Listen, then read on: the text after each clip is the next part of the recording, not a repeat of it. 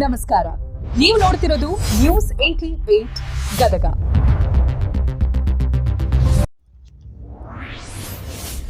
ನೂತನ ಸಭಾಧ್ಯಕ್ಷರಿಗೆ ಅಭಿನಂದನೆ ಸಲ್ಲಿಕೆ.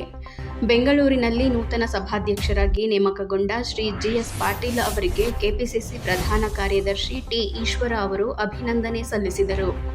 ಈ ಸಂದರ್ಭದಲ್ಲಿ ಮಾಜಿ ಮುಖ್ಯಮಂತ್ರಿ ಶ್ರೀ ಸಿದ್ದರಾಮಯ್ಯ ಅವರನ್ನು ಭೇಟಿ ಮಾಡಿ ಗೌರವಪೂರ್ವಕವಾಗಿ ಅಭಿನಂದನೆ ಸಲ್ಲಿಸಲಾಯಿತು. ಸಭಾಧ್ಯಕ್ಷರಾಗಿ ಜಿಎಸ್ ಪಾಟೀಲ್ ಅವರ ನೇಮಕವು ರಾಜ್ಯದ ಪ್ರಜಾಪ್ರಭುತ್ವ ವ್ಯವಸ್ಥೆಗೆ ಮತ್ತಷ್ಟು ಬಲ ತುಂಬಲಿದೆ ಎಂದು ಟಿ ಈಶ್ವರ ಅವರು ಶುಭ ಹಾರೈಸಿದರು. ಈ ಭೇಟಿ ವೇಳೆ ಪರಸ್ಪರ ಶುಭಾಶಯಗಳನ್ನು ವಿನಿಮಯ ಮಾಡಿಕೊಂಡು ರಾಜ್ಯದ ಅಭಿವೃದ್ಧಿ ಹಾಗೂ ಜನಪರ ಆಡಳಿತ ಕುರಿತು ಚರ್ಚೆ ನಡೆಸಲಾಯಿತು.